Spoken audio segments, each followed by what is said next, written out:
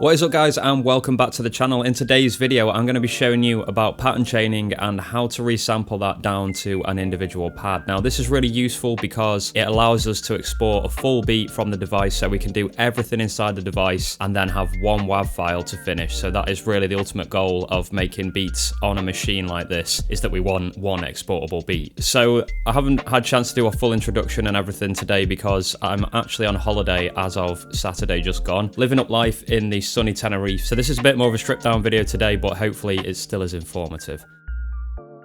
So the first thing that I want to show you guys is that I've set up some patterns. So if I go into pattern select, you can hopefully see here that there's 4 flashing patterns. On the first one I have just drums, and then I used that, copied it and put samples on the top, and that's on pad 3, so that's the full loop.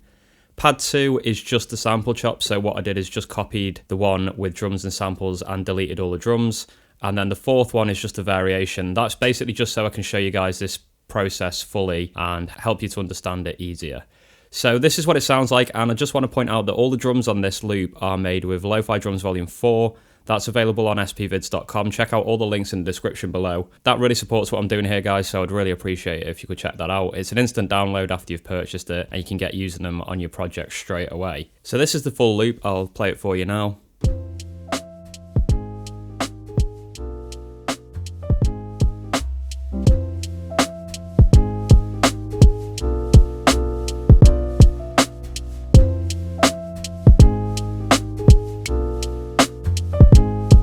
So fairly straightforward, a jazzy lo-fi style beat. So this process is a little bit convoluted and it does take a little bit of fiddling around, but once you've done it a few times, it actually is fairly straightforward. So you do have to be a bit patient with the setup of it, but then once you've done that a couple of times, you really do get your head around it. So the first thing that we need to do is decide on a chain, a pattern chain. So I'm going to show you how to do that first, which is really, really simple to do. First thing you need to do is make sure you're in the pattern area. So press pattern select. It needs to say PTN on the screen. The next thing that we need to do is press hold.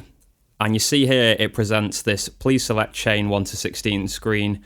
And you're going to choose 1 to 16. So you can have up to 16 different chains per bank, but obviously we only need 1 for this one.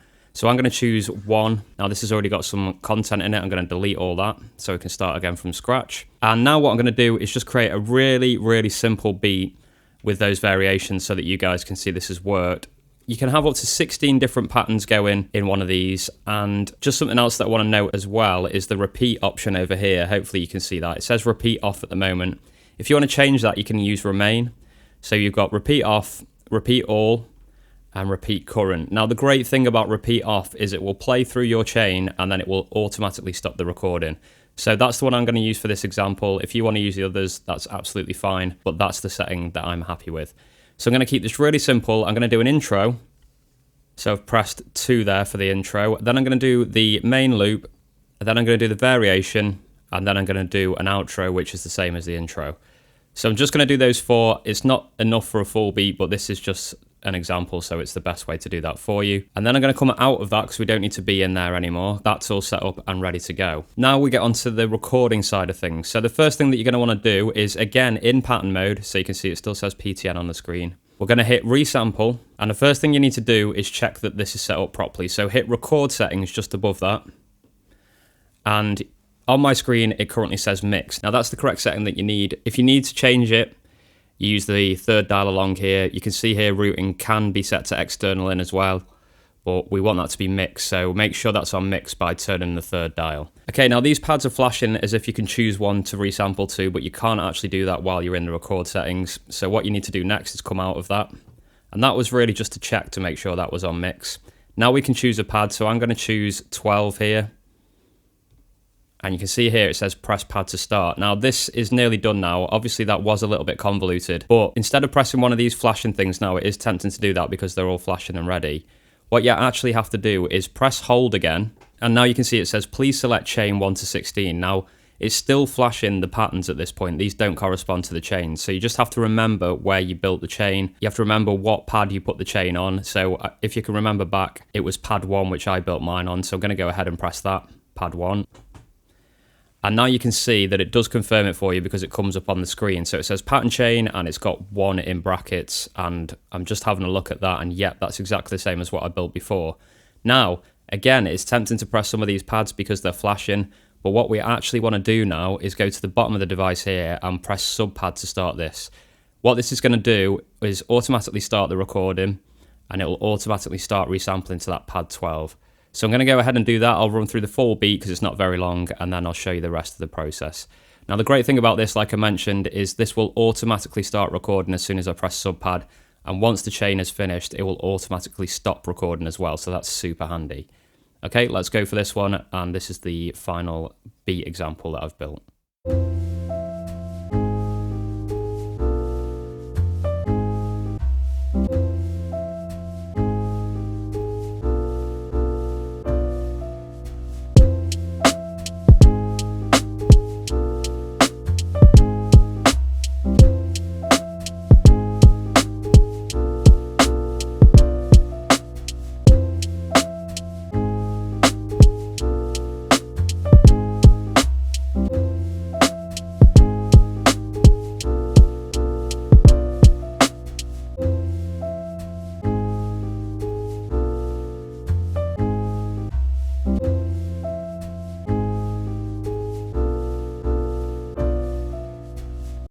Okay, great, it's gone through that whole chain and it's stopped recording automatically, which I think is one of the best features about this. You just know that it's going to end recording. It's really simple. If you did want to end that recording earlier for any reason, you can just hit record and end it.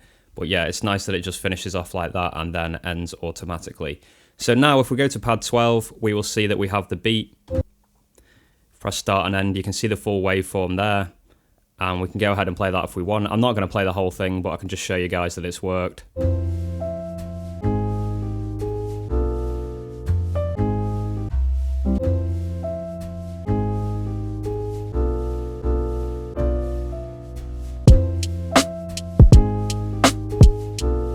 Okay, so you can see that's worked really nicely. That's really, really good. And obviously then, if we just wanted to export that, we can use the export feature. So we'd just go to Shift, Import, Export. We'd export to SD card.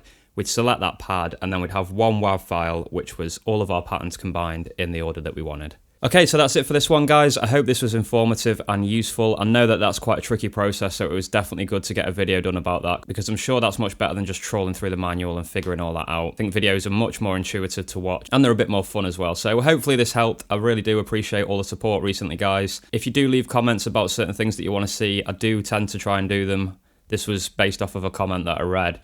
So do put your ideas for videos below if there's something that you, in particular, that you want to see. Otherwise, I'll just keep plodding on with what I want to do. And like I mentioned earlier in the video, don't forget to check out SPVIDZ.com because there's loads of stuff on there that you can buy to keep me going doing what I'm doing here and keep this channel alive. So as usual, guys, keep making beats and I will be back with more content very soon. Peace!